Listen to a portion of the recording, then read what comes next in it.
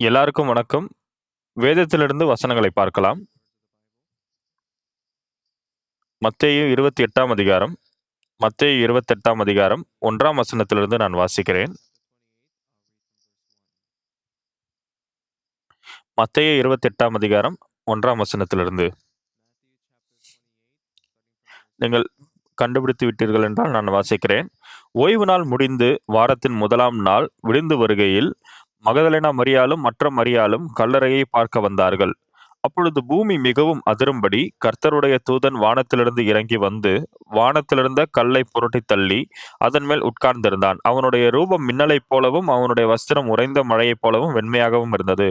காவலாளர் அவனுக்கு பயந்ததினால் திடுக்கிட்டு செத்தவர்கள் போலானார்கள். தூதன் அந்த ஸ்திரீகளை நோக்கி, நீங்கள் பயப்படாதிருங்கள். சிலுவையில் அறையப்பட்ட இயேசுவை தேடுகிறீர்கள் என்று அறிவேன். அவர் இங்கே இல்லை. தாம் சொன்னபடியே உயிர்த்தெழுந்தார். கர்த்தரை வைத்த இடத்தை வந்து பாருங்கள். சீக்கிரமாய் போய் அவர் மரித்தோரிலிருந்து எழுந்தார் என்று அவருடைய சீஷர்களுக்கு சொல்லுங்கள். அவர் உங்களுக்கு முன்னே கலிலேயாவுக்கு போகிறார். அங்கே அவரை காண்பீர்கள். இதோ உங்களுக்கு சொன்னேன் என்றான். அவர்கள் பயத்தோடும் மகா சந்தோஷத்தோடும் கல்லறையை விட்டு சீக்கிரமாய் புறப்பட்டு அவருடைய சீஷர்களுக்கு அறிவிக்க ஓடினார்கள். அவர்கள் அவருடைய சீஷர்களுக்கு அறிவிக்க போகிற போது இயேசு தாமே அவர்களுக்கு எதிர்ப்பட்டு வாழ்க என்றார். அவர்கள் கிட்ட வந்து அவர் பாதங்களை தழுவி அவரை பணிந்து கொண்டார்கள். அப்பொழுது இயேசு அவர்களை நோக்கி, பயப்படாதிருங்கள். நீங்கள் போய் என் சகோதரர் கலிலேயாவுக்கு போகும்படி அவர்களுக்கு சொல்லுங்கள். அங்கே அவர்கள் என்னை காண்பார்கள் என்றார்.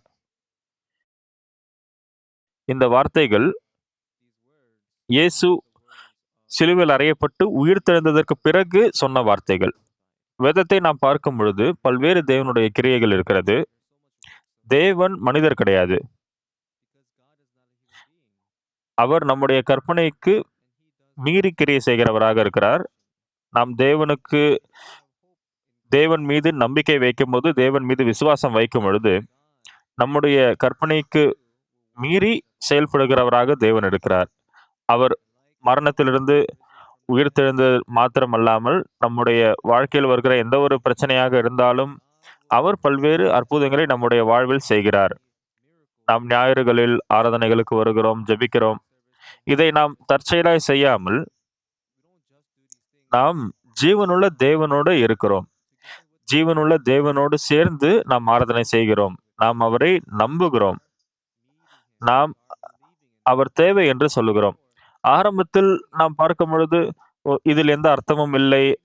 ஏதோ ஒரு நபர் உயிரோடு எழுந்து வருகிறாராம். பைபிள்ல பார்க்கும் பொழுது உயிரோடவே மக்கள் எழுந்து வருகிறார்கள். இந்த நம்முடைய சபையில் யாரும் மரித்தவர்கள் உயிரோடு எழுந்து வருவதில்லை. எந்த ஒரு தேசத்திற்கு போனாலும், மற்ற தேசங்கள்ல பார்க்கும் பொழுதும் மரித்தவர்கள் உயிரோடு வர முடியாது. ஒருவேளை மயக்கத்தில் இருப்பவர்கள் உயிரோடு வரலாம். ஆனால் இங்கே இயேசு மரித்தார். ஆனால் அவர் எப்படி மரித்ததிலிருந்து உயிரோடு வருகிறார் என்று நாம் பார்க்க முடியும். இயேசு மரித்து 3 நாள் கழித்து அவர் உயிரோடு எழுந்து வருகிறார். நான் கூறுவதற்கு மன்னிக்க வேண்டும். ஆனால் நான் பார்த்ததில்லை. இயேசுவை நான் பார்த்ததில்லை. ஆனால் வேதத்தில் பார்க்கும் பொழுது அவர் பல்வேறு வார்த்தைகளை சொல்லியிருக்கிறார்.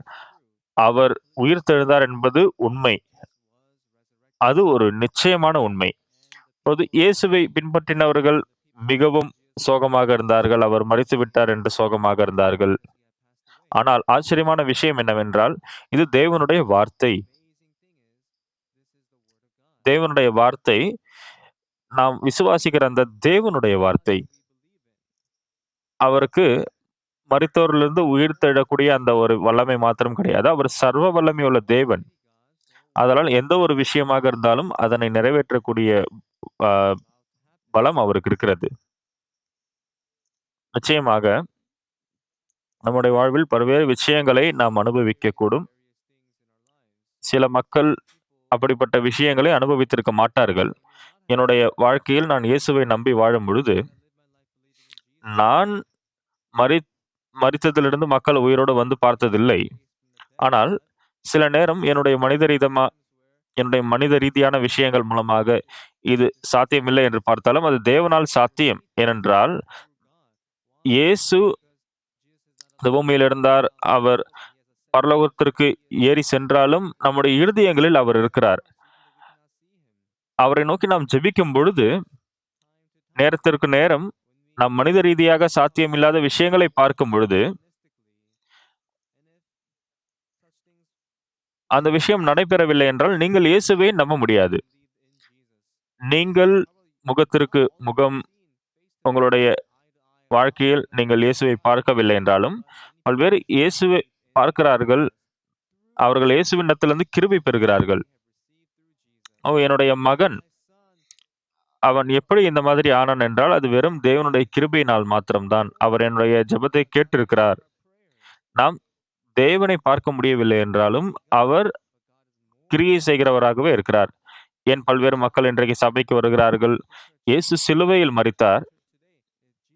இயேசு சிலுவையில் மரித்தார். அது மாத்திரம் முடிவல்ல. நாம் இயேசுவுக்குள் எதை பெற முடியும்? எல்லாருமே மரிக்கிறார்கள். எல்லாருமே புதைக்கப்படுகிறார்கள். ஆனால் இயேசு உயிர்த்தெழுந்தார். அவரை நாம் பார்க்க முடியாது. ஆனால் அவர் உயிர்த்தெழுந்தார். அவர் ஏற்கனவே எழுந்து விட்டார். அதனால் நாம் இயேசுவை நோக்கி ஜெபிக்கும் பொழுது, அவர் நம்முடைய ஜெபத்தை கேட்கிறார், பதிலளிக்கிறார். பல்வேறு நேரங்களில் அவர் நம்முடைய வாழ்வில் கிரியை செய்கிறார். இது உண்மை இல்லை. அது தற்செயலாய் நடந்தது. அது அப்படிப்பட்ட உண்மையாக இருக்கலாம். அது தற்செயலாய் நடந்ததாக இருக்கலாம். ஆனால் என்னுடைய வாழ்க்கையை பார்க்கும் பொழுது, தேவன் என்னுடைய வாழ்வில் பல்வேறு அற்புதங்களை செய்திருக்கிறார். அதை நான் வெறும் தற்செயல் என்று சொல்ல முடியாது. தேவன் எனக்கு உதவி செய்திருக்கிறார் என்று என்னால் சொல்ல முடியும். நான் கஷ்டங்களில் இருக்கும் பொழுது, பிரச்சனையில் இருக்கும் பொழுது, நான் விஷயங்களை இன்னும் எளிதாக்க விரும்பவில்லை. நான் தேவனை நோக்கி ஜெபிக்கிறேன். ஒவ்வொரு நாளும் நான் ஜெபிக்கிறேன். கஷ்டங்கள் வரும் பொழுது, நான் விஷயங்களை எளிதாக்குவதை முயற்சி செய்யவில்லை. நான் தேவனை நோக்கி ஜெபிக்கிறேன். நான் தேவனை நோக்கி ஜெபிக்கும் பொழுது, ஆச்சரியமாக தேவன் எல்லா வேளையிலும் என்னுடைய ஜெபத்தை கேட்கிறதை பார்க்க முடிகிறது. பல்வேறு நேரம் நான் அதை அனுபவித்திருக்கிறேன். அவரை நீங்கள் பார்க்க முடியாது. ஆனால் அவர் நம்மோடு தான் இருக்கிறார். நம் மத்தியில் அவர் கிரியை செய்கிறார். அவர் உயிரோடு இல்லை என்றால் நான் ஏன் அவரை விசுவாசிக்க வேண்டும்? என்னுடைய ஜெபங்களை பல்வேறு நேரங்களில் தேவன் கேட்டிருக்கிறார். அது வெறும் மனித ரீதியாக இல்லை. ஆனால் தேவன் சகலத்தையும் மேற்கொள்ள வேண்டும் என்று நான் நம்புகிறேன். தேவன் நம்மை போன்ற ஒரு மனிதர் கிடையாது. இந்த உலகத்தில் அவர் இருந்தபொழுது அவர் மரித்தார். ஆனால் அதன் பிறகு அவர் உயிர்த்தார். அவர் சீஷர்களுக்கு முன்பாக சென்று அவர் பரலோகத்திற்கு ஏறி சென்றார். இப்பொழுது நம்முடைய கண்களால் நாம் இயேசுவை பார்க்க முடியவில்லை. ஆனால் இந்த வார்த்தைகளை வாசிக்கும் பொழுது நம்மால் இயேசுவை பார்க்க முடிகிறது. நம்மால் இயேசு அண்டையில் போக முடிகிறது. ஆனால் இதற்கு முன்பாக நீங்கள் இயேசுவுக்கு முன்பாக சென்றிருக்கிறீர்களா? யாராலும் இந்த உலகத்தில் பரலோகத்தினுடைய விஷயத்தை காண முடியாது. ஆனால் நாம் ஜெபிக்கும் பொழுது தேவன் நம்முடைய ஜெபங்களுக்கு பதில் அளிக்கிறார். இந்த விஷயங்கள் தேவன் ஜீவனோடு இல்லை என்றால் நம்மால் சொல்லவே முடியாது. நான் இங்கே இருக்கிறேன் என்றால் அது இயேசுவின் நிமித்தம்தான். இங்கே உட்கார்ந்திருக்கிற நீங்கள் அனைவரும் இயேசுவை நம்புகிறீர்கள் என்றால், இயேசு உங்களோடு இருந்து அவர் உங்களுக்காக கிரியை செய்கிறார். உங்களுடைய பிள்ளைகள் அவர்கள் வியாதியாக இருக்கும் பொழுது, அவர்கள் ஜெபிக்கும் பொழுது அவர்களுடைய வியாதியிலிருந்து இயேசு சுகம் அளிக்கிறார் இல்லையா? தேவனை நோக்கி ஜெபிக்கும் பொழுது நாம் தேவனை நம்முடைய கண்கள் மூலமாக பார்க்க முடியவில்லை என்றாலும், தேவன் நம்முடைய பிரச்சனைகளை எல்லாம் தீர்க்கிறவராக இருக்கிறார். அவர் நமக்குள் இருக்கிறார். இந்த விஷயத்தில் நான் சர்வ நிச்சயமாக இருக்கிறேன். இயேசுவுக்குள் இதற்கு முன்பாக உங்களுக்கு இல்லாத ஒரு விசுவாசம், இதற்கு முன்பாக உங்களுக்கு இல்லாத ஒரு இருதயம் ஏற்படுகிறது. எதற்காக நாம் தேவனை விசுவாசத்தில் தேடுகிறோம் என்றால், மனுஷ ரீதியாக சாத்தியம் இருக்கிற விஷயம் இல்லை. ஆனால் மனுஷ ரீதியாக சாத்தியம் இல்லாத விஷயத்தை நான் தேவனுக்குள் பார்த்திருக்கிறேன். இப்பொழுது இயேசு நம்முடைய கண்களால் பார்க்க முடியாத காரணத்தினால் இயேசு இல்லை என்று என்னால் சொல்ல முடியாது. இங்கே முதலாவது முறை இந்த ஆராதனை பார்க்கிறவர்கள் எப்படி நினைப்பீர்கள் என்று தெரியாது. ஆனால் ஆண்டவர் எனக்கு கிரியை செய்திருக்கிறார். இது தற்செயலா நடந்தது என்று நாம் சொல்ல முடியாது. அது 1 முறை, 2 முறை நீங்கள் அதை அனுபவிக்கும் பொழுது நிச்சயமாக நீங்கள் சொல்ல முடியும். இயேசு என்னுடைய ஜெபத்தை கேட்டிருக்கிறார். இது தொடர்ந்து நடைபெற்றுக் கொண்டிருக்கிறது. தொடர்ந்து, "ஆண்டவரே எனக்கு உதவி செய்யுங்கள்" என்று அவர்கள் கேட்கிறார்கள் என்றால், அவர் உதவி செய்யவில்லை என்றால், யார் உங்களுக்கு உதவி செய்ய முடியும்? நீங்கள் உங்களுடைய இருதயத்திற்கு நெருக்கமாக இயேசுவை பார்க்கும் பொழுது, எப்படி அவர் உங்களை வழிநடத்துகிறார் என்பதையும் உங்களால் பார்க்க முடியும். இயேசுவை நம்பின பிறகு, என்னுடைய வாழ்வு மிகவும் சமாதானம் உள்ளதாக மாறியிருக்கிறது. சில நேரங்களில் எனக்கு பிரச்சனைகள் இருந்திருக்கலாம். ஆனால் தேவனுடைய கிருபையினால் நான் ஆசீர்வதிக்கப்பட்டு மகிமையான வாழ்க்கையை வாழ்ந்து கொண்டிருக்கிறேன். அததான் உங்களிடத்தில் நான் பகிர்ந்து கொள்கிறேன். பிரியமானவர்களே, இயேசு மரித்தார். ஆனால் 3 நாள் கழித்து அவர் உயிர்த்தெழுந்தார். அவர் தன்னுடைய சீஷர்களுக்கு அவரை வெளிப்படுத்தினார். இந்த உலகத்தில் இப்பொழுது அவர் நம்முடைய கண்களுக்கு தெரியவில்லை என்றாலும், ஆனால் நான் தேவனிடத்தில் ஜெபிக்கும் பொழுது,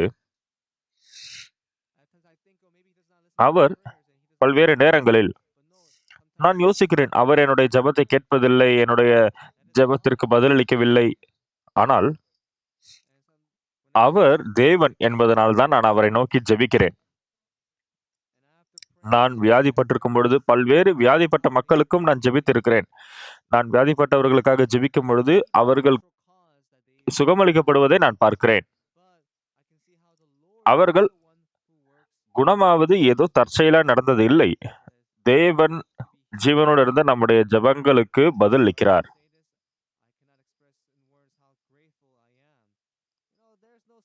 இந்த விஷயத்தை செய்வதற்கு நான் மிகவும் நன்றி செலுத்துகிறேன். பல்வேறு நபர்கள் சொல்வார்கள், "நான் இயேசுவை பார்த்ததில்லை. இயேசு இல்லை. என்னுடைய கண்களால் நான் அவரை பார்க்கவில்லை." அப்பொழுது, இயேசு பலமுறை என்னுடைய ஜெபங்களுக்கு பதிலளிப்பது நான் பார்க்க முடிகிறது. அது தற்செயலா நடப்பது கிடையாது. தற்செயலா நடந்ததாக கூட இருக்கலாம். ஆனால் பல்வேறு முறை அது நடக்கிறதென்றால், தேவன் கிரியை செய்கிறார் என்பதை பார்த்து நான் சந்தோஷப்படுகிறேன். நான் நன்றிக்குரியவனாக இருக்கிறேன். அதனால்தான் நான் வாழும் பொழுது தேவனை நம்பி வாழ்வதற்கு நான் மிகவும் நன்றி செலுத்துகிறேன். இப்பொழுது எனக்கு தேவனை நம்பாமல் இருப்பதற்கு கஷ்டமாக இருக்கிறது. ஏனென்றால் தொடர்ந்து தேவன் கிருபை அளித்துக் கொண்டிருக்கிறார். அதை குறித்து யோசிக்கும் பொழுது நான் மிகவும் நன்றி செலுத்துகிறேன். இன்று காலையில் உங்களிடத்தில் நான் பகிர்ந்து கொள்கிற விஷயம் என்னவென்றால், என்னிடத்தில் மாத்திரம் தேவன் பேசவில்லை, உங்களிடத்திலும் தேவன் பேசுகிறார். உங்களிடத்தில் அவரை நம்ப வேண்டும் என்று தேவன் விரும்புகிறார். உண்மையாகவே தேவன் இருக்கிறாரா இல்லையா? உங்களுக்கு அதில் சந்தேகம் இருக்கலாம். அந்த இருதயம் உங்களுக்கு இருக்கலாம். ஆனால் ஒரு நாள் நீங்கள் ஜெபித்து, நீங்கள் சாத்தியமில்லாத காரியங்கள் சாத்தியம் ஆகிறதை பார்க்கும் பொழுது, "ஓ! இதுதான்."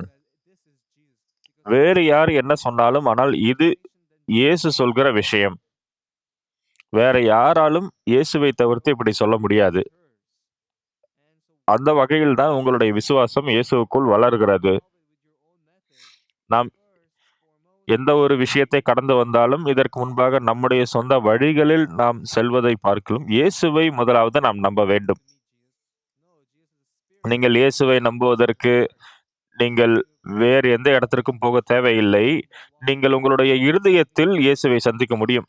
நீங்கள் நடந்து போனாலும் சரி, நீங்கள் உங்களுடைய வீட்டிற்குள் சுற்றி வந்தாலும் சரி, நீங்கள் ஜெபிக்கும் பொழுது உங்களுடைய ஜெபத்தை ஆண்டவர் கேட்கிறார். "ஆண்டவரே, இந்த கஷ்டம் எனக்கு இருக்கிறது. எனக்கு உதவி செய்யுங்க." அப்ப இந்த ஒரு விஷயத்தை நீங்கள் தான் தீர்க்க வேண்டும். இந்த வகையில் பலமுறை நான் ஜெபித்திருக்கிறேன். உண்மையாகவே. ஒவ்வொன்றாக தேவன் என்னுடைய ஜெபத்தை கேட்பதை நான் பார்க்க முடிகிறது. தேவன் என்னுடைய ஜெபத்திற்கு பதிலளிக்கிறார். இன்று காலை நான் உங்களுக்கு சில வார்த்தைகளை வாசித்திருக்கிறேன். தேவன் ஜீவனோடு இருக்கிறார். அவரை உங்களால் கண்களால் காண முடியாது. ஆனால் அவர் கிரியை செய்கிறார்.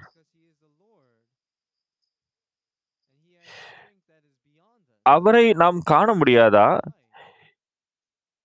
ஏனென்றால் அவர் நம்முடைய வாழ்வில் ஜீவனோடு இருக்கிறார். சில வேளைகளில் நம்முடைய வாழ்வில் பிரச்சனை இருக்கும் பொழுது, நாம் அவரை நோக்கி ஜெபிக்கிறோம். அந்த பிரச்சனைக்குள் நான் போகும்பொழுது, நமக்கு இயேசுவை நம்பக்கூடிய அந்த இருதயம் ஏற்படுகிறது. அவர் நம்முடைய ஜெபத்தை அவர் கேட்க வேண்டும். நான் முழங்கால் படியிட்டு ஜெபிக்கும் பொழுது, "ஆண்டவரே, எனக்கு இந்த பிரச்சனை இருக்கிறது. நீங்கள் இந்த பிரச்சனையிலிருந்து தீர்வு காண உதவி செய்யுங்க." அப்பொழுது பிரியமானவர்களே, நாட்கள் கழிந்து போகும்பொழுது நீங்கள், "ஓ! இந்த காரியம் எனக்கு நடந்து விட்டது." இப்போ 1 முறை, 2 முறை அது நடக்கும் பொழுது, "ஓ! இயேசு ஜீவனோடு இருக்கிறார். இயேசு நமக்காக அதை செய்திருக்கிறார்." சில வேளையில் நான் யோசிக்கக்கூடும், அவர் என்னுடைய ஜெபத்தை கேட்கவில்லை. ஏன் அவர் ஜெபத்தை கேட்கவில்லை? தேவனுக்கு அதில் பிரியமில்லையா? ஆனால் எனக்கு தெரிஞ்ச ஒரு விஷயம் இருக்கிறது. நான் வியாதியாக இருந்தாலும், நான் பிரச்சனைக்குரியவனாக இருந்தாலும் சரி, நான் முதலாவது நான் இயேசுவுக்கு முன்பாக போக வேண்டும். நான் அவருக்கு முன்பாக முழங்கால் படியிட்டு ஜெபிக்க வேண்டும். "இயேசுவே, உங்களுடைய கிருபை இல்லாமல் என்னால் வாழ முடியாது.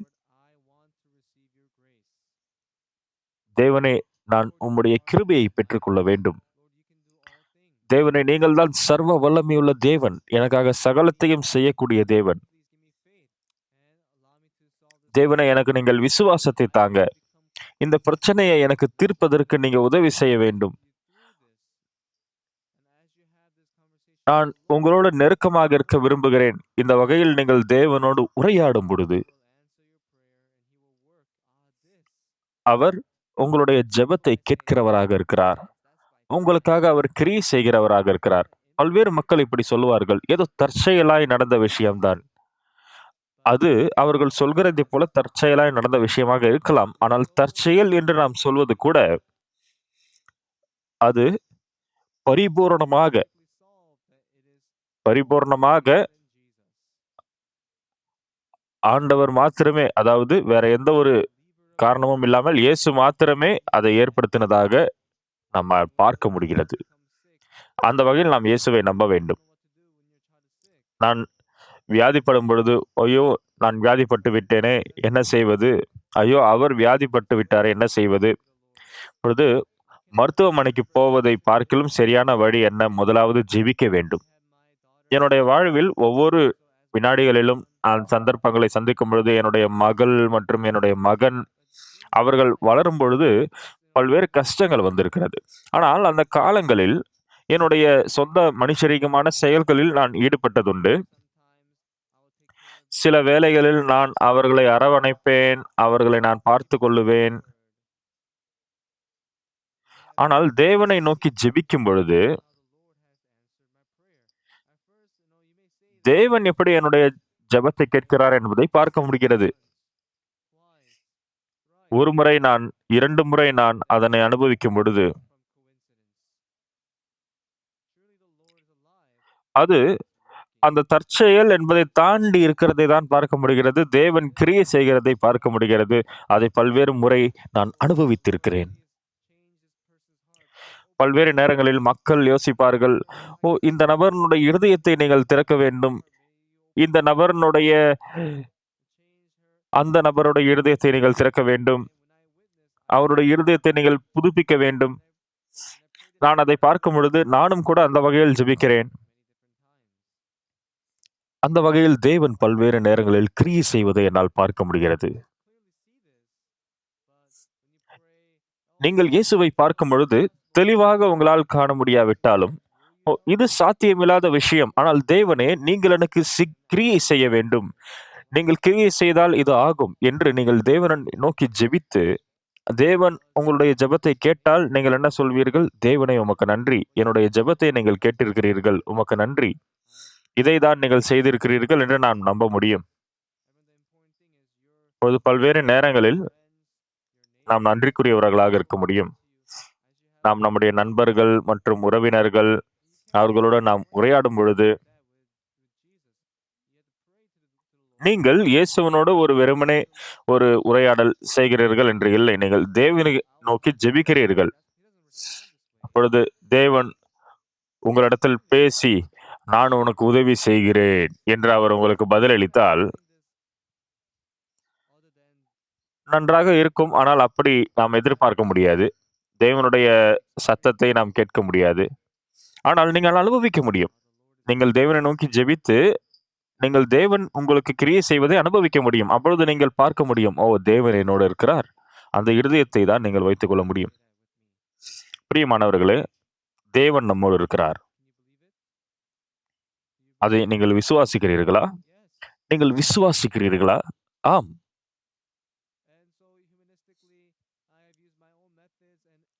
மனித ரீதியாக எனக்கு பல்வேறு முயற்சிகள் இருந்தாலும், அது வேலைக்காகாது. தேவனே, உம்முடைய கிருபையை நான் பெற வேண்டும். எனக்கு நீங்கள் உதவி செய்யுங்கள்.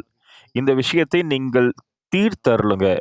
நாங்கள் உமக்கு நன்றி செலுத்துகிறோம் என்று நான் ஜெபிக்கும் பொழுது, நேரத்திற்கு நேரம் நேரத்திற்கு நேரம் நான் ஜெபிக்கும் பொழுது, தேவன் அந்த ஜெபத்திற்கு பிறகு அந்த விஷயங்களை அவர் தீர்க்கும் பொழுது, அது எனக்கு சாத்தியமில்லாத, என்னுடைய கண்களுக்கு சாத்தியமில்லாத காரியமாக இருக்கலாம்.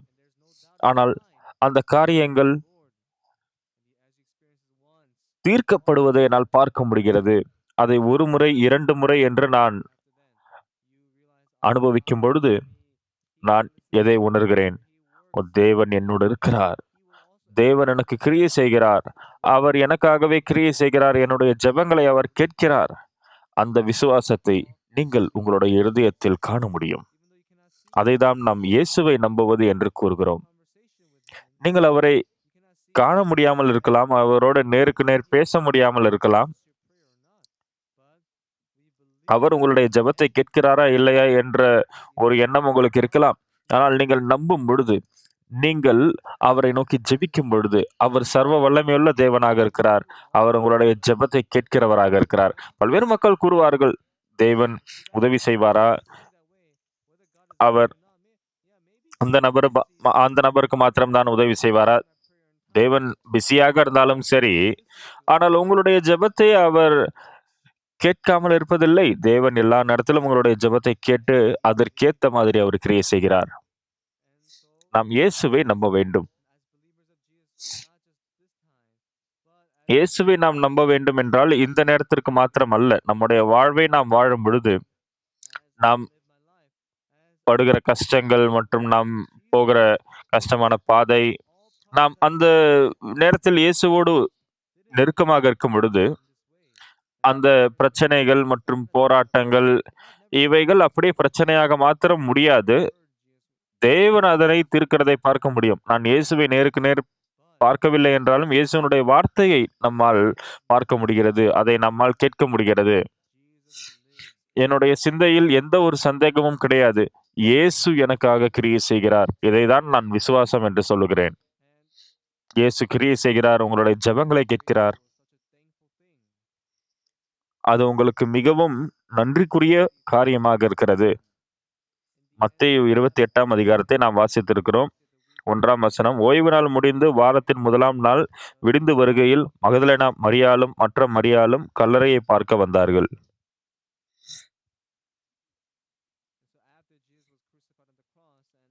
இயேசு சிலுவையில் அறையப்பட்டு, அவர் அடக்கம் செய்யப்பட்டு, மரியாளும் மகதலேனா மற்றும் அந்த சகோதரிகள் இயேசு இருந்த வரையில் அவர்கள் கிருபையை பெற்றுக்கொண்டு சந்தோஷமாக வாழ்ந்தார்கள். ஆனால் இயேசு மரித்த பிறகு, இயேசுவை பார்ப்பதற்காக அந்த கல்லறைக்கு அவர்கள் போக பார்த்தார்கள். அந்த விடியற் காலையில், அதாவது இன்னும் காலை நேரம் வரவில்லை. அப்பொழுது மரியாளும் மகதலேனா மரியாளும் சகோதரியும் போடப்பட்டிருக்கிறது. 2ஆம் வசனத்தில், அப்பொழுது பூமி மிகவும் அதிரும்படி கர்த்தருடைய தூதன் வானத்திலிருந்து இறங்கி வந்து வானத்திலிருந்த கல்லை புரட்டித் தள்ளி அதன் மேல் உட்கார்ந்தான். அவனுடைய ரூபம் மின்னலைப் போலவும் அவனுடைய வஸ்திரம் உறைந்த மழையைப் போலவும் வெண்மையாகவும் இருந்தது. காவலாளர் அவனுக்கு பயந்ததினால் திடுக்கிட்டு செத்தவர்கள் போலானார்கள். தூதன் அந்த ஸ்திரீகளை நோக்கி, நீங்கள் பயப்படாதிருங்கள். சிலுவையில் அறையப்பட்ட இயேசுவை தேடுகிறீர்கள் என்று அறிவேன். அவர் இங்கே இல்லை.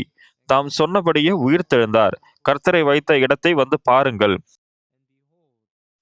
சீக்கிரமாய் போய் அவர் மரித்தோரிலிருந்து எழுந்தார் என்று அவருடைய சீஷர்களுக்கு சொல்லுங்கள். அவர் உங்களுக்கு முன்னே கலிலேயாவுக்கு போகிறார். அங்கே அவரை காண்பீர்கள். இதோ உங்களுக்கு சொன்னேன் என்றான். அவர்கள் பயத்தோடும் மகா சந்தோஷத்தோடும் கல்லறையை விட்டு சீக்கிரமாய் புறப்பட்டு அவருடைய சீஷர்களுக்கு அறிவிக்க ஓடினார்கள். அவர்கள் அவருடைய சீஷர்களுக்கு அறிவிக்க போகிற போது இயேசு தாமே அவர்களுக்கு எதிர்ப்பட்டு வாழ்க என்றார்.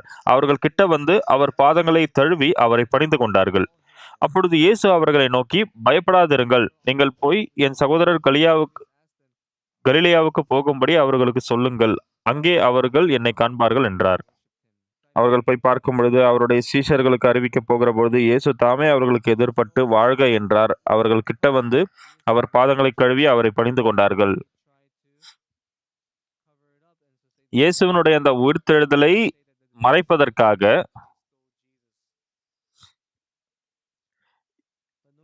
அந்த இடத்துல இருந்த அந்த பரிசேயர்கள் என்ன செய்தார்கள்? அவருடைய சீஷர்கள் வந்து இயேசுவை களவாடி கொண்டு போய்விட்டார்கள்.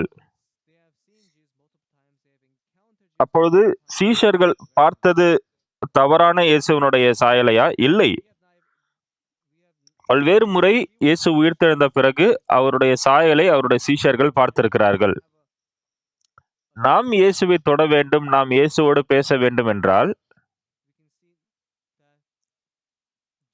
அவர் நம்முடைய இருதயத்தில் கிரியை செய்வார் என்ற அந்த ஒரு நிபந்தனை நமக்கு இருக்கிறது. இயேசு அவர் கிரியை செய்கிறார். அவர் நம்மோடு ஜீவனோடு இருந்து சாத்தியமில்லாத காரியங்களை சாத்தியமாக்குகிறார். முக்கியமான விஷயம் என்ன? அவர் என்னுடைய ஜெபத்தை கேட்கிறார்.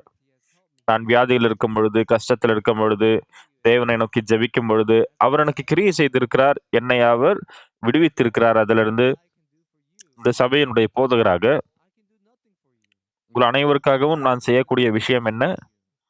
எதுவுமே செய்ய முடியாது. நான் செய்யக்கூடிய காரியம் அனைத்தும் என்ன? உங்களுக்கு நான் ஜெபிக்க முடியும். ஆனால் இயேசு அவர் உங்களுக்காக என்ன செய்ய முடியும்? பல்வேறு விஷயங்களை அவர் உங்களுக்காக செய்ய முடியும். உங்களுக்காக பல்வேறு விஷயங்களை நான் செய்ய முடியாது. இயேசுவின் நாமத்தை நீங்கள் கேட்கிறீர்கள் என்றால் உங்களுடைய பிரச்சனைகளை பார்த்து நீங்கள் பயப்பட தேவையில்லை. உங்களுடைய பிள்ளைகள் வியாதியாக இருக்கிறார்கள் என்று நீங்கள் கவலைப்பட தேவையில்லை. அப்படிப்பட்ட நேரங்களில் நீங்கள் இயேசுவினுடைய பெயரை, இயேசுவினுடைய நாமத்தை நோக்கி அழைக்க வேண்டும். இயேசு ஜீவனோடு இருக்கிறார். இயேசுவினுடைய நாமத்தை நீங்கள் அழைக்க வேண்டும். அழைத்து நீங்கள், இயேசுவே என்னுடைய மகன் நன்றாக தான் வளர்ந்து கொண்டிருந்தான். ஆனால் திடீரென்று அவனுக்கு வியாதி வந்து விட்டது. தேவனே, நீங்கள் தேவன் தானே. தேவனே, என்னால் வியாதிக்கு போக முடியாது. அவனுடைய வியாதிக்கு என்னால் தீர்வு காண முடியாது. ஆனால் நீங்கள் அதை தீர்த்தீர்கள் என்றால் அது எனக்கு ஆசீர்வாதமாக இருக்கும். அது எனக்கு கிருபையாக இருக்கும்.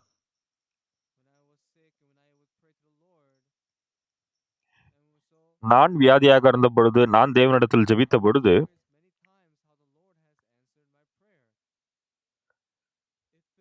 பல்வேறு நேரம் தேவன் என்னுடைய ஜெபத்தை கேட்பதை நான் அனுபவித்திருக்கிறேன்.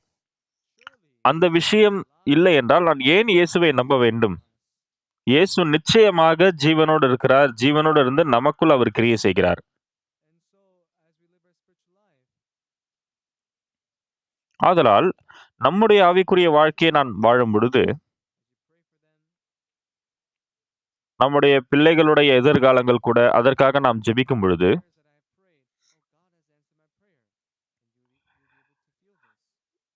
நான் ஜெபித்த ஜெபங்களுக்கு தேவன் பதிலளித்திருக்கிறார் என்பதை உங்களால் உணர முடியும். வேறு யாரால் உங்களால் தேவனை அன்றி உங்களுடைய ஜெபங்களுக்கு பதிலளிக்க முடியும்? நான் இதை பல்வேறு நேரங்களில் அனுபவித்திருக்கிறேன். பல்வேறு நேரங்களில் நான் கஷ்டத்தில் இருக்கிறேன். கஷ்டத்தில் இருக்கும் பொழுது நான் தேவனை நோக்கி ஜெபித்தேன். அப்பொழுது எது உங்களுடைய இருதயத்தில் முதலாவது வரும்? நான் தேவனை நோக்கி ஜெபிக்கும் பொழுது, சில நேரம் நான் ஜெபிக்கும் பொழுது என்னுடைய ஜெபத்திற்கு பதில் இல்லை என்பது போல் தெரியும். ஆனால் நான் ஜெபிக்கும் பொழுது நிச்சயமாக நான் இயேசுவை என்னுடைய கண்களால் பார்க்க முடியவில்லை. ஆனால் இயேசு எனக்கு உதவி செய்கிறார். அவர் என்னை பாதுகாக்கிறார். அவர் என்னில் அன்பு கூர்கிறார். அப்பொழுது நாம் மிகவும் நன்றி செலுத்துவோம். அது நமக்கு மகிமையாக இருக்கும். நம்முடைய வாழ்வை நாம் பார்க்கும் பொழுது, அது எல்லா நேரத்திலும் சமாதானமாக இருப்பதில்லை. நம்முடைய பிள்ளைகள் வளர்கிறார்கள். அவர்கள் நடுநிலை பள்ளிக்கு போகிறார்கள். அதன் பிறகு மேல்நிலை பள்ளிக்கு போகிறார்கள் மற்றும் கல்லூரிக்கு போய் படிக்கிறார்கள். அதன் பிறகு உங்களுடைய பிள்ளைகள் வாழ்வில் பல்வேறு காரியங்கள் நடைபெறுகிறது. சில நேரங்களில் உங்களுடைய பிள்ளைகள் கூட நன்றாக படிக்கும் பொழுது உங்களுக்கு சந்தோஷமாக இருக்கும் இல்லையா? அவர்கள் நல்ல பட்டங்களை பெறும் பொழுது உங்களுக்கு சந்தோஷமாக இருக்கும் இல்லையா? ஆனால் உங்களுடைய வாழ்வில் இந்த உலகத்தில் சில நேரம் உங்களோட பிள்ளைகள் வியாதிப்படுவார்கள். உங்களோட பிள்ளைகளுக்கு பிரச்சனை வரும். இதெல்லாம் நீங்கள் பார்க்கும் பொழுது, உங்களுடைய பிள்ளைகள் ரொம்ப வியாதியாக இருக்கும் பொழுது, அந்த வினாடிகளில் இயேசு நம்மோடு இருக்கிறார். இயேசு நம்மோடு ஜீவனோடு இருக்கிறார்.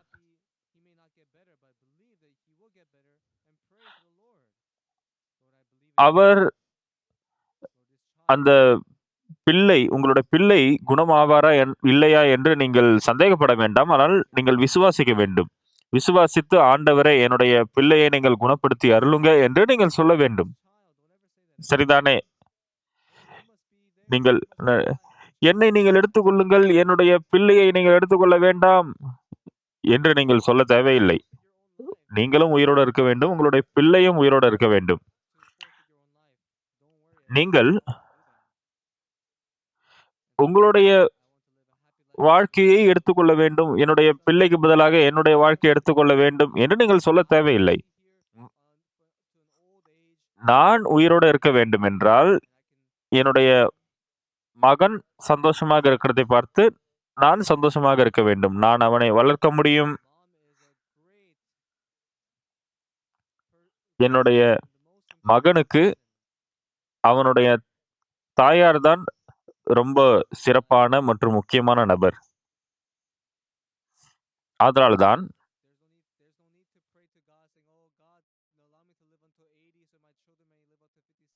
நான் தேவனை நோக்கி, தேவனே, என்னுடைய எனக்கு 80 வயதாகி என்னுடைய பிள்ளைகள் ஒரு 50, 60 வயதாகி என்னை அவர்கள் பார்க்க வேண்டும் என்று நீங்கள் அப்படியெல்லாம் நீங்கள் யோசிக்க வேண்டாம்.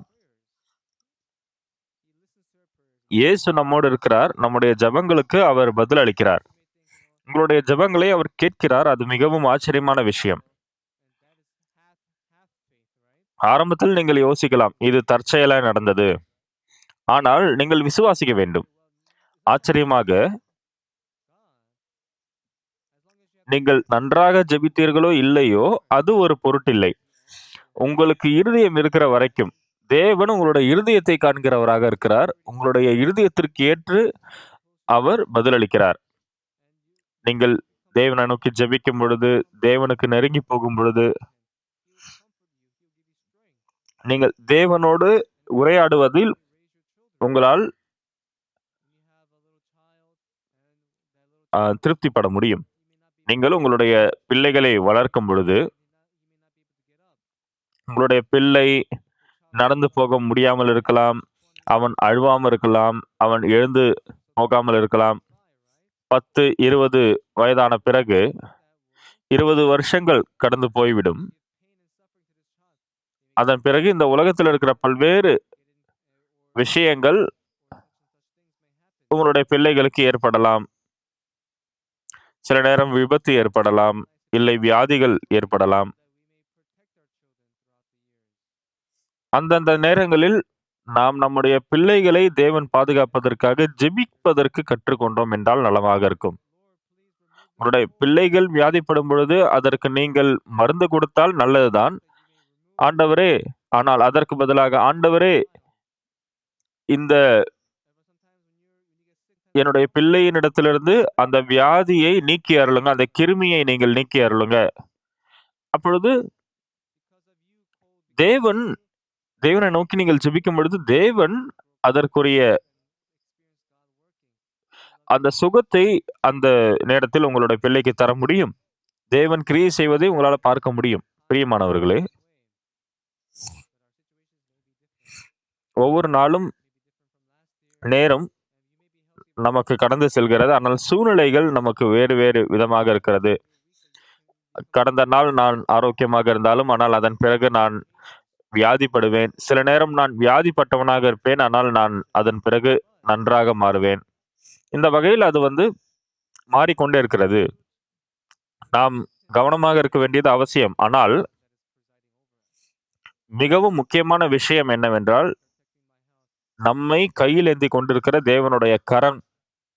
தேவனே, என்னை ஆரோக்கியமாக வைத்துக் கொண்டிருப்பதற்காக நன்றி. என்னுடைய வீட்டாரை நீங்கள் ஆரோக்கியமாக வைத்துக் கொண்டிருப்பதற்காக நன்றி. பல்வேறு விஷயம் நடக்கிறது. அனைத்தும் தற்செயலாய் நடப்பதில்லை.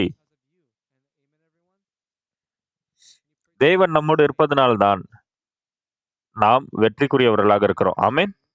இந்த வகையில் நாம் ஜெபிக்கும் பொழுது, நீங்கள் தேவனோடு நெருக்கமுள்ளவர்களாக இருக்க முடியும். தேவனை நோக்கி ஜெபிக்கும் பொழுது, தேவன் ஏன் என்னுடைய ஜெபத்தை கேட்க மாட்டேங்கிறார்? அந்த மாதிரி நீங்க ஜெபித்தீங்கன்னா, நீங்கள் ஜெபிப்பதற்கு முன்பாகவே உங்களுடைய பிரச்சனைகள் அது தீர்க்கப்பட்டால், அது எவ்வளவு நன்றாக இருக்கும். எவ்வளவு நன்றிக்குரிய விதமாக இருக்கும். தேவனே, உமக்கு நன்றி. இந்த பிரச்சனைகள் எல்லாம் நீங்கள் தீர்க்கிறீர்கள். உமக்கு நன்றி. இதற்கு அடுத்த ஒரு பிரச்சனை வரும்பொழுது, அப்பொழுது தேவனே, எனக்கு நீங்கள் உதவி செய்யுங்க. கடந்த முறையும் எனக்கு நீங்க உதவி செய்தீங்க. தேவன் நமக்கு உதவி செய்வதற்கு நம்மிடத்தில் பணம் கேட்பதில்லை. அவர் நமக்கு உதவி செய்கிறவராகவே இருக்கிறார். நாம் அவருக்கு நன்றி செலுத்துகிறோம். நீங்கள் தேவனிடத்தில் உரையாடவில்லை என்றாலும், தேவனை நீங்கள் காணவில்லை என்றாலும்,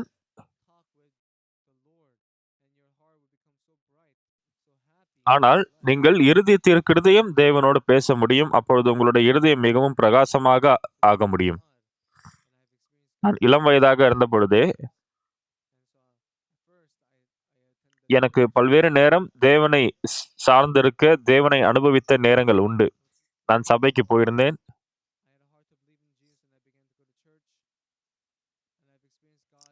இயேசுவை விசுவாசிப்பது எனக்கு இருதயம் இருந்தது. அப்பொழுது நான் தேவனை நோக்கி ஜெபித்த பொழுது, தேவன் என்னுடைய ஜெபங்களுக்கு பதில் தந்தார்.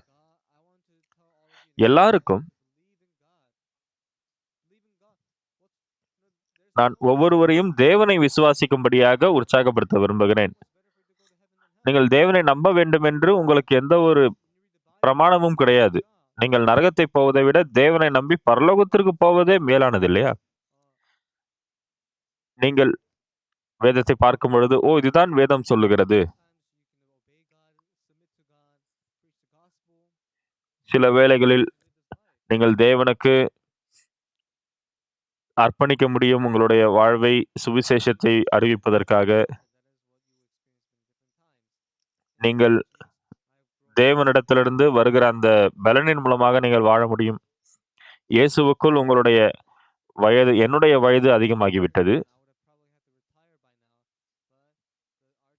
வேறு ஒரு சபையாக இருந்தால், இந்த நேரத்தில் நான் ரிட்டயர் ஆயிருக்கலாம். ஆனா, நம்முடைய சபையில இப்போது வரையில் என்னை தொடர்ந்து பிரசங்கிக்க சொல்லியிருக்கிறாங்க.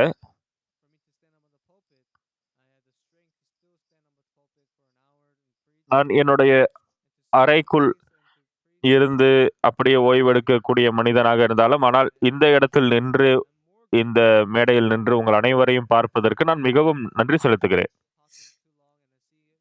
அதே சமயத்தில் நீங்கள் எந்த அளவுக்கு வந்து நீங்கள் கலந்து கொள்கிறீர்கள் என்பதை பார்க்கும் பொழுது நான் ரொம்ப சந்தோஷப்படுகிறேன். நீங்கள் பிள்ளைகள் கிடையாது இல்லையா? நீங்க வெறும் பிள்ளைகள் இல்லை.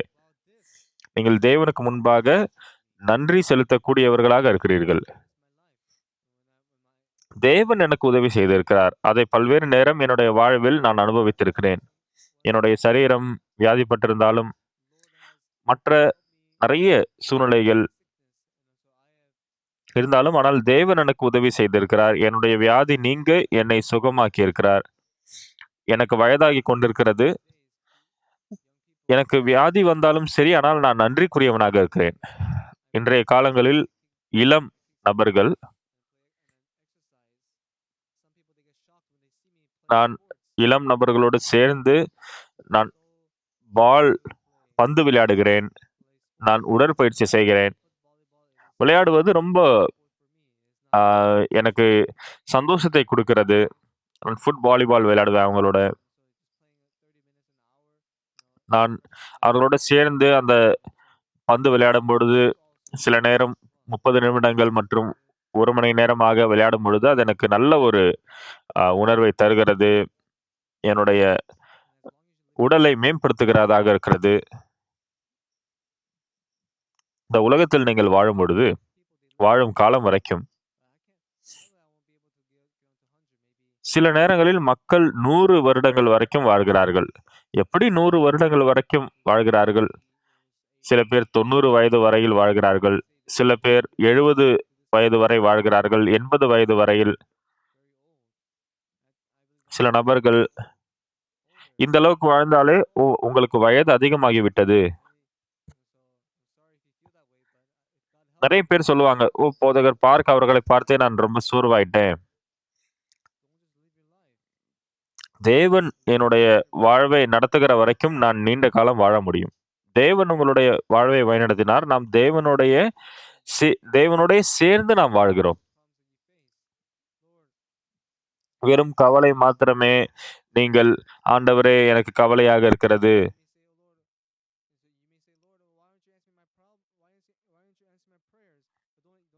தேவனே, ஏன் என்னுடைய ஜெபத்தை நீங்கள் கேட்கலாமல் இருக்கிறீர்கள்? தேவனே, உங்களை நான் சபிக்க விரும்புகிறேன். நீங்க தேவனை நோக்கி நீங்கள் சபிக்க வேண்டாம். உங்களுடைய இருதயத்தை நீங்கள் நேர்முறமாக நீங்கள் தேவனிடத்தில் சொல்ல வேண்டும். ஏனென்றால் தேவன் உங்களுடைய ஜெபங்கள் எல்லாத்தையுமே கேட்கிறவர். நீங்கள் எந்த மாரி பிரச்சனைகளை சந்தித்தாலும், எந்த வழியில் இருந்தாலும் நீங்கள், தேவன் நாம் அவரை நோக்கி ஜெபிப்பதற்கு ஒரு பணத்தை நியமிக்கவில்லை. உங்களுக்கு கஷ்டமான வழியை ஏற்படுத்தவில்லை.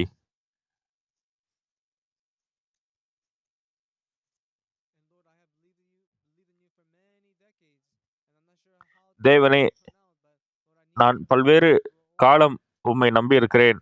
விஷயங்கள் எப்படி ஆகும் என்று எனக்கு தெரியாது. ஆனால், நீங்கள் என்னுடைய ஜெபத்தை நீங்கள் சீக்கிரமாக பதில் சொல்லுங்க.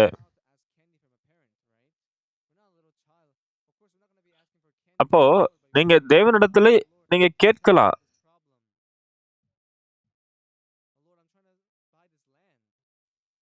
ஒரு சிறு குழந்தை தன்னுடைய பெற்றோர்களிடத்தில விஷயங்களை கேட்பது ஒண்ணும் தப்பு கிடையாது. ஆனா நீங்கள் ஜெபிக்க வேண்டும். நான் ஒரு நிலம் வாங்குவதற்கு, அந்த நிலம் உரிமையாளர்கிட்ட போய், "நான் இந்த நிலத்தை வாங்க விரும்புறேன்" அப்படின்னு சொல்றேன்.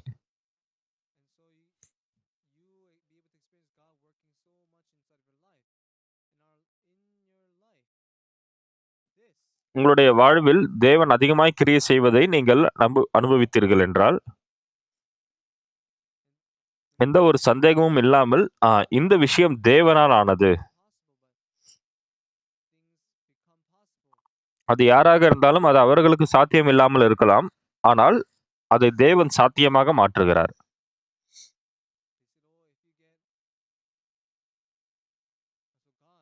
இங்க பார்க்கும் பொழுது,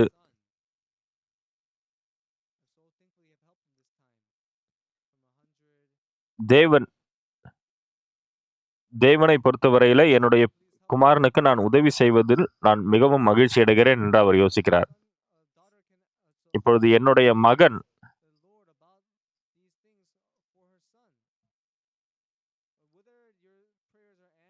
இப்பொழுது ஒரு மகனுக்காக அந்த விஷயங்கள் நடக்கிறதோ இல்லையோ, ஆனால் பல்வேறு நேரங்களில் நான் என்ன சொல்ல வேண்டும், என்னுடைய ஜெபங்களுக்கு தேவன் பதிலளிக்கிறார். நானும் கூட பல்வேறு நேரம் ஜெபித்திருக்கிறேன். நான் அதிகாலை வேளையில் ஜெபித்திருக்கிறேன். நான் எ எனக்குள்ளாகவே ஜெபித்திருக்கிறேன். முக்கியமான விஷயங்களுக்காக ஜெபிப்பேன். சபைக்காக ஜெபிப்பேன். சபை மக்கள் கஷ்டமாக இருப்பார்கள், அதற்காக ஜெபிப்பேன். எப்பொழுதெல்லாம் நான் ஜெபிக்கிறேனோ, என்னுடைய இருதயம் மிகவும் சமாதானத்தை பெற்றுக்கொள்கிறது. தேவன் என்னுடைய ஜெபங்களை கேட்கிறார்.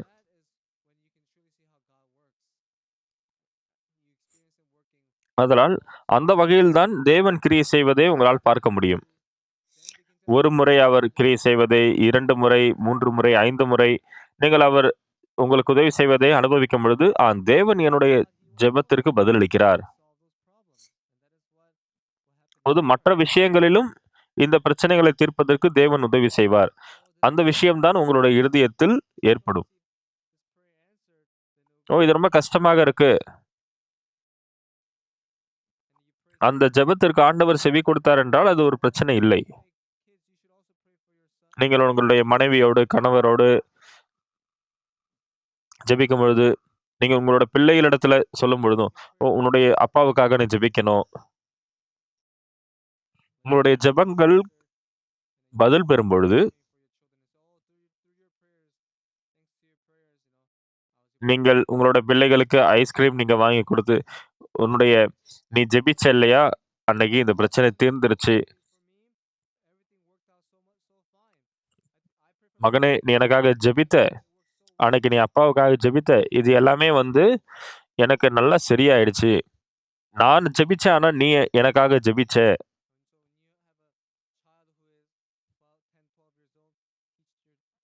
அப்போ 10 வயது, 12 வயதாக இருக்கும் உங்களுடைய பிள்ளைகளிடத்திலும் நீங்கள் எப்படி ஜெபிப்பது என்று கற்றுக் கொடுக்க வேண்டும்.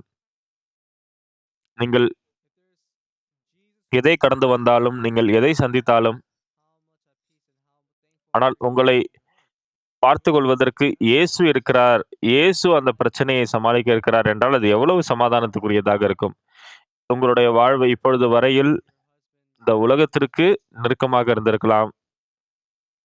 உங்களுடைய மனைவி, உங்களுடைய கணவர், உங்களுடைய உறவினர்கள், உங்களுடைய நண்பர்கள். ஆனால் இப்பொழுது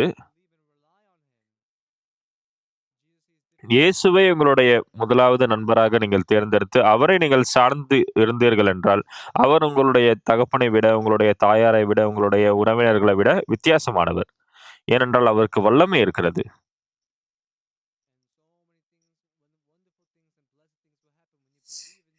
பல்வேறு அற்புதமான விஷயம், ஆச்சரியமான விஷயம் நீங்கள் இயேசுவை விசுவாசிக்கும் பொழுது நடைபெறும்.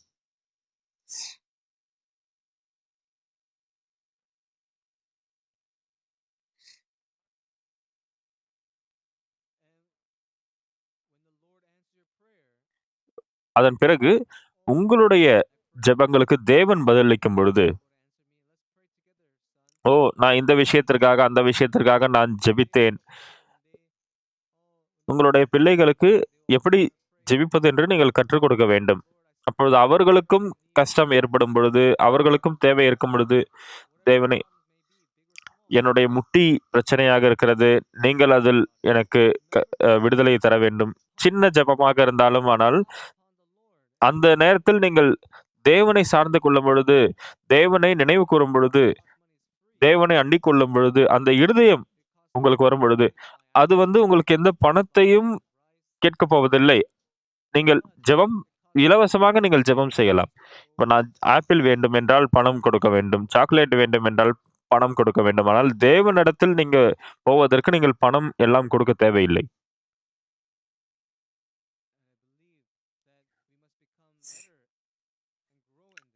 நான் நம்புகிறேன். நான் இந்த விஷயத்தில் வளர்ச்சியை பெற வேண்டும்.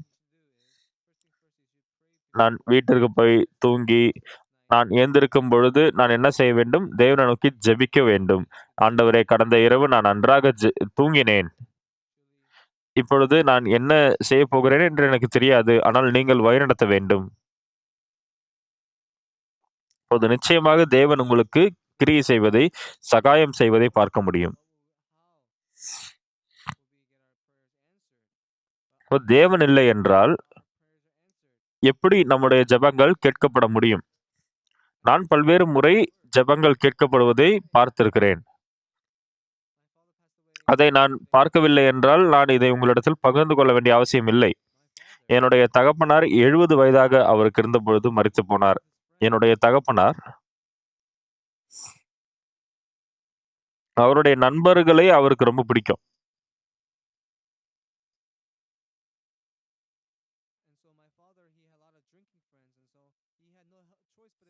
என்னுடைய தகப்பன் அவருக்கு நண்பர்கள் இருந்ததனால், அவருடைய நண்பர்களோடு குடிப்பார். அவருக்கு அந்த குடிப்பழக்கத்தில் அவர்களோடு சேர்ந்து அவருக்கு ஆ ஒ ஒரு சகவாசம் இருந்தது. அதனால் என்னுடைய தகப்பன் நான் சொல்வதை கேட்க மாட்டார்.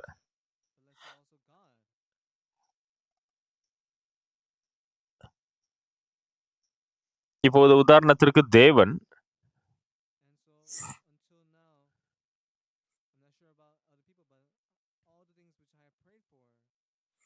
இப்போது வரை மற்றவர்களைப் பற்றி எனக்கு தெரியாது. ஆனால் நான் எந்த விஷயங்களுக்காகலாம் ஜெபித்திருக்கிறேனோ, தேவன் அதற்கெல்லாம் பதில் அளித்திருக்கிறார்.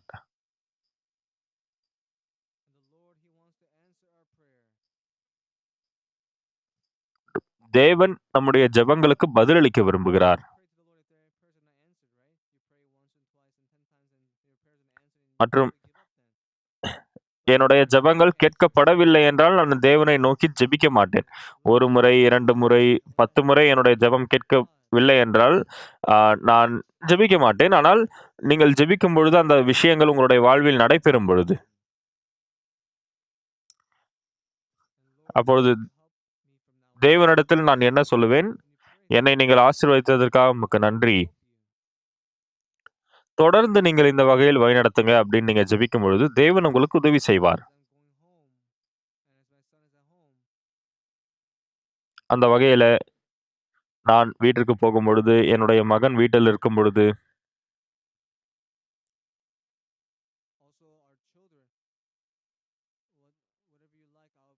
மற்றும் நம்முடைய பிள்ளைகள், "உனக்கு என்ன வேண்டுமோ நான் வாங்கித் தருகிறேன்." என்னுடைய பிள்ளைகள் அதிகமாக வளர்ந்து விட்டார்கள். அவர்கள் இதற்கு மேல் வெறும் பிள்ளைகள் மாத்திரமல்ல. அவர்கள் அவர்களுக்கு வெறும் சாக்லேட் தான் வேண்டும். நான் அதை வாங்கித் தர வேண்டும். அப்படியெல்லாம் இல்லை.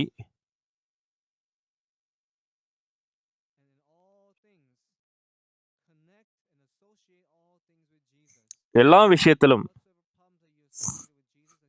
எல்லா விஷயத்தையும் இயேசுவோடு நாம் இணைத்து பார்க்கும் பொழுது, எதுவாக இருந்தாலும் இயேசு உங்களுக்காக தீர்க்கிறார். எல்லா விஷயத்திலிருந்தும் வெளியே வருவதற்கு நமக்கு வழி இருக்கிறது. நாம் எல்லா விஷயத்திலும் ஆசீர்வாதத்தை பெறுவதற்கு வழி இருக்கிறது. நீங்கள் எழுந்திருக்கும் பொழுது, நீங்கள் தேவனை நோக்கி ஜெபிக்கும் பொழுது,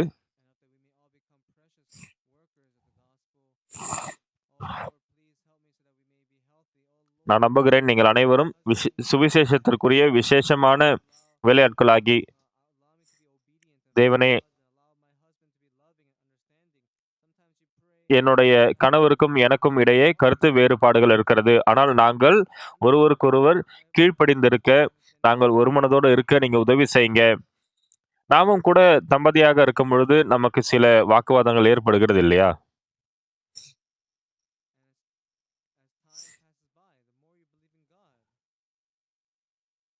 மற்றும் நேரம் கடந்து போகும் பொழுது நீங்கள் எந்த அளவுக்கு தேவனை நம்புகிறீர்களோ,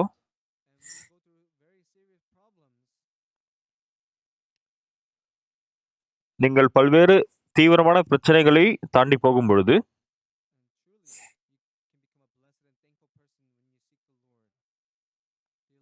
உண்மையாகவே மிகவும் ஆசீர்வதிக்கப்பட்ட நன்றிக்குரிய நபர்களாக நீங்கள் இருக்க முடியும். பிரியமானவர்களே, நாம் இங்கே ஆராதனை செய்கிறோம். தேவனுக்கு உங்களுடைய இருதயங்கள் தெரியும். அவர் உங்களுடைய இருதயங்களை பார்க்கிறார். உங்களுடைய இருதயங்கள் தேவனோடு ஒன்றாகும் பொழுது, உங்களுடைய இருதயங்கள் மிகவும் சிறப்புள்ளதாக, மகிமை உள்ளதாக மாற முடியும்.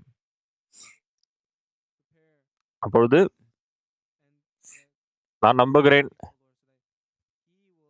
நீங்களும் கூட தேவனுக்கு முன்பாக ஜெபிக்கும் அனுபவம் உள்ளவர்களாக இருப்பீர்கள் என்று. அப்பொழுது தேவன் உங்களுடைய வாழ்வில் கிரியை செய்கிறவராக இருக்கிறார். பிரியமானவர்களே, இயேசுவை நம்புவது அது மிகவும் முக்கியமானது. வாழ்வில் பிரச்சனை இருக்கும் பொழுது, வலியும், கஷ்டமும், பயமும் உங்களுடைய இருதயத்தில் இருக்கும் பொழுது, இயேசு ஜீவனோடு இருக்கிறதுனால், நீங்கள் பயப்பட தேவையில்லை. நீங்கள் சந்தோஷத்தையும், சமாதானத்தையும் உடையவராக இருக்க முடியும். எப்பொழுதுமே நினைவு வைத்துக் கொள்ளுங்கள், தேவன் நம்மை நேசிக்கிறார். மற்றும் சிலுவையில் அறையப்பட்டதன் மூலமாக பரலோகத்தின் வழியை நமக்காக ஏற்படுத்தினது தேவன்தான். சிறிய பிரச்சனையாக இருந்தாலும் சரி, பெரிய பிரச்சனையாக இருந்தாலும் சரி, முதலாவது தேவனை நோக்கி கேளுங்க. அவர் உங்களுக்கு உதவி செய்வார். உங்களுடைய வாழ்வு மிகவும் பிரகாசமாக இருக்க முடியும். அந்த தேவனுடைய பெரிதான அன்பு உங்களுக்குள் விளங்கும் என்று நான் நம்புகிறேன். இந்த அளவுக்கு பகிர்ந்து கொள்கிறேன். நன்றி.